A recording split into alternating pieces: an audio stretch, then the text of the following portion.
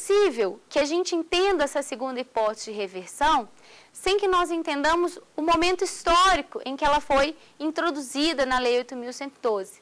Porque essa segunda hipótese de reversão, ela é muito mais política do que jurídica. A segunda hipótese de reversão, ela nasceu em razão daquelas alterações a respeito do regime de previdência do servidor. Nós sabemos que o servidor, ele tinha um regime de previdência extremamente distante do regime previdenciário do INSS. Inclusive, o servidor tinha a possibilidade de aposentadoria integral. Ou seja, o que eu ganhava na atividade, eu levava para a inatividade. E de forma imediata. Se hoje os ativos recebiam aumento, eu inativo hoje recebia aumento. Até que veio uma proposta de alteração da Constituição, onde era retirado do servidor essa possibilidade de aposentadoria integral. A consequência lógica disso e prática e imediata na época foi a seguinte: todos aqueles que podiam aposentar com aposentadoria integral não quiseram esperar. Eles vão cortar sua aposentadoria integral. Você hoje recebe 15 mil, 10 mil e consegue aposentar com 15 mil, 10 mil. Você não vai esperar para que você aposente da manhã com 10, 12, 9, enfim. Então, todos os servidores que trabalhavam, mas já tinham condições de se aposentar, aposentaram. E a administração ficou desfalcada. Logo depois que eles aposentaram e a administração estava desfalcada, a emenda à Constituição que cortava, que retirava do servidor a possibilidade de aposentadoria integral, foi aprovada, mas com veto especificamente nessa parte. Ou seja, não foi retirada a aposentadoria integral do servidor. A emenda passa, mas sem retirar do servidor a aposentadoria integral. Os servidores, então, que ainda queriam trabalhar, mas aposentaram com a possibilidade desse corte, começam a se unir e pensar numa possibilidade de volta. E se unem e levam essa questão à própria administração. E aí o Poder Executivo, através de uma medida provisória, cria essa segunda hipótese de reversão, chamada reversão no interesse da administração. É uma reversão para que esses servidores, até então aposentados, voltem, ocupem os seus cargos, porque ela estava desfalcada, não havia tempo ainda de ter sido feito concurso público, e aí a gente sana o problema do servidor e o problema do desfalque na administração. Mas é importante que quando a gente leia a lei, a gente observe que essa reversão no interesse da administração, ela tem diversos requisitos, diversos critérios que devem ser obedecidos. Não é simplesmente criou-se a reversão, eu volto hoje. Não é assim. São 5 os critérios para a reversão no interesse da administração. 5 critérios. Primeiro critério é que o cargo estivesse vago. E ele estava, né? Você tinha acabado de sair, não deu tempo ainda de fazer o concurso público. Então, o critério do cargo vago é um critério fácil da gente superar. Segundo critério, era a necessidade de que você fosse um servidor estável. Você não poderia voltar se você ainda não tivesse adquirido a estabilidade. Então, olha como é que os conceitos da aula anterior são importantes nesse momento.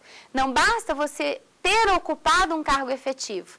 Era importante que você, além de ocupar um cargo efetivo, já tivesse adquirido a estabilidade. Aí você poderia voltar. Terceiro requisito para que você alcançasse essa reversão. Você tinha que ser aposentado voluntariamente. Não poderia ser hipótese de aposentadoria por invalidez, nem a aposentadoria compulsória. Esse requisito eu costumo brincar que é desnecessário. Seria desnecessário que a lei colocasse. Porque, veja bem, se você aposentou por invalidez, ou você continua inválido, e obviamente você não tem condições de trabalhar, ou você não está mais inválido e já existia uma hipótese que resguardava essa circunstância, que é a reversão em razão da invalidez não existir mais. Então, por óbvio, a gente já poderia eliminar esse tipo de aposentadoria. Também poderíamos eliminar a aposentadoria compulsória, porque a Constituição fala, acima de 70 anos, o servidor tem que aposentar, não pode mais trabalhar, não posso passar. E eu costumo brincar com os meus alunos.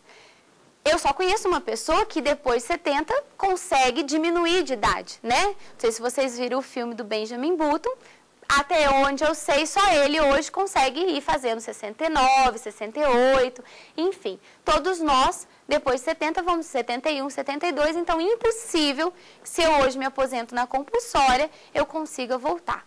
Portanto, só sobrou aposentadoria voluntária, só sobrou aquela em que eu peço para aposentar. Terceiro requisito, portanto, tranquilo da gente entender, tranquilo da gente guardar. Já falamos a respeito do cargo vago, do servidor ser estável e da aposentadoria dele ser voluntária. É importante que a gente saiba também que era necessário que o servidor solicitasse a sua volta. A administração não chamou os servidores, não convocou os servidores a retornar. Isso dependia de uma vontade de cada servidor, do interesse dele de voltar ou não, desde que estabelecidos ou obedecidos todos os requisitos que nós estamos analisando. Então, era necessário que o servidor solicitasse a sua volta. E o último requisito, quinto requisito, é interessante, porque é uma limitação temporal para essa reversão. É necessário que o servidor solicite em 5 anos. Se o servidor, a contar da aposentadoria dele, não solicita a sua volta em até 5 anos, ele perde a chance de solicitar essa volta. Então, para a gente esquematizar, organizar na nossa cabeça os 5 requisitos para essa reversão no interesse da administração, de forma rápida e objetiva. Servidor estável, cargo vago, aposentadoria voluntária, solicitação de volta, prazo de 5 anos a contar da aposentadoria. Obedecidos todos esses requisitos, era possível a reversão no interesse da administração. Com isso, a gente fecha as duas primeiras hipóteses de provimento derivado. E passamos para a segunda, que também é um provimento derivado que começa com a letra R, né? Eu costumo brincar, são 4 R's, 4 recondução, readaptação e agora reintegração. Terceiro, reintegração. O que seria a reintegração? Reintegração, ela acontece quando o servidor, ele é demitido. Ele é mandado embora, ele perde o seu cargo público, mas ele consegue mudar essa circunstância. Ele consegue invalidar a sua demissão. Ele consegue, seja administrativamente ou judicialmente, tornar inválida, anular essa decisão, essa demissão. E aí ele retorna ao serviço público, especificamente ao seu cargo de origem. Portanto, conforme diz a lei, a reintegração é a invalidação administrativa ou judicial, invalidação administrativa ou judicial da demissão de um servidor estável. Da demissão de um servidor estável. Uma vez que a gente entendeu os conceitos da primeira aula, fica fácil de perceber que, lógico, só o estável vai poder voltar. O não estável não tem direito àquela circunstância. Se você consegue, portanto, invalidar a sua demissão, seja de maneira administrativa, num processo administrativo, seja num processo judicial, você será reintegrado ao seu cargo de origem. Inclusive, com alguns danos morais, né, pagamento de danos morais e materiais, porque você ficou sem seu cargo, sofreu algum prejuízo, deixou de receber, tudo será restituído a você. Mas, para que a gente ligue essa forma de provimento derivado à quarta forma de provimento derivado, é importante que a gente perceba o que acontece com quem estava no seu cargo. Qual que vai ser a consequência de você voltar ao seu cargo e ter alguém ali ocupando o seu cargo? Porque na reintegração, como é direito seu, você volta para o seu cargo, mas o seu cargo pode estar ocupado. E a reintegração não pressupõe cargo vago. Ainda que ele seja ocupado, é direito seu voltar. Mas, o que a gente faz com aquele servidor que está ali no seu cargo? Aquele cargo para o qual você volta. Esse servidor será, a princípio, reconduzido ao seu cargo anterior. Então, o servidor que ocupava o seu cargo e você é reintegrado e tira ele dali, ele será, a princípio, reconduzido ao seu cargo anterior. Só que pode haver alguém ali no cargo anterior dele. E aí a gente se pergunta, o que a gente faz? Porque eu costumo brincar, 2 servidores não ocupam o mesmo cargo no espaço, é lei da física, né? 2 corpos não ocupam, 2 servidores também não ocupam o mesmo cargo no espaço. Eu já reconduzi ele ao cargo anterior dele, mas lá tem alguém, lá tem um servidor. O que eu vou fazer?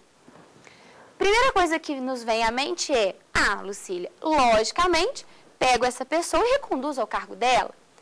Isso parece muito prático, mas se a gente pensar que a administração publica tudo, tem um formalismo, tem vários critérios, e pensar que isso geraria um efeito dominó, porque imagine, alguém é reintegrado e a pessoa que está ali é reconduzida. Quando ela chega no cargo dela, tem alguém. Se a gente reconduzir, pode ter alguém, e aí a gente vai ter que reconduzir. E aí ter alguém, reconduzir, ter alguém, ia ser um efeito dominó, concorda? Ia ser bastante trabalhoso. Então, para evitar esse tipo de coisa, até porque todas essas reconduções demandariam publicações em diário oficial, análise, enfim, o que a Lei 8.112 resolveu? Você foi reintegrado. A pessoa que estava no seu cargo é reconduzida. Se ela chega ao cargo dela e existe outro servidor ali, ao invés de nós reconduzirmos também esse outro servidor, nós vamos pegar o reconduzido e vamos tentar aproveitá-lo em outro cargo. Então, veja bem, você é reintegrado, a pessoa que está ali, a princípio é reconduzida, mas se ela chega no cargo anterior dela e já existe alguém, nós vamos tentar aproveitá-la em outro cargo. Lucília, só que não existe nenhum cargo vago, eu não consigo aproveitá-la em cargo nenhum. Ela perde o seu cargo? Se ela foi estável, não. Nós vimos a estabilidade só naquelas circunstâncias que nós estudamos na aula anterior. Então, se eu não consigo aproveitá-la em nenhum outro cargo, porque não existe cargo vago, eu deixarei essa pessoa em disponibilidade. Eu me volto a essa pessoa e digo, olha, você vai ficar em casa, disponível para mim. Quando eu precisar, quando eu te chamar, você vem. Então, você ficará em disponibilidade. Voltando no percurso, para que a gente tenha isso fixo e para que a gente entenda. Alguém é reintegrado, porque invalidou a sua demissão. A foi reintegrado porque invalidou a sua demissão. B, que estava no cargo de A, será reconduzido. Só que quando B é reconduzido, ele se depara com C. E aí, 2 servidores não ocupam o mesmo cargo no espaço. Portanto, B será aproveitado em outro cargo. Se não tiver nenhum cargo vago para nós aproveitarmos B, B ficará em disponibilidade. Fica em casa, disponível, esperando a administração. Quando a administração chamar, B volta. E aí a gente se pergunta, fica em casa como? Fica em casa recebendo, porque afinal de contas B não queria parar de trabalhar. A administração, a lei é que determinou essa circunstância. Então ele recebe, o servidor que está em disponibilidade recebe. No entanto, claro que ele não pode receber a mesma coisa de alguém que está trabalhando, não seria justo, feriria o princípio da isonomia.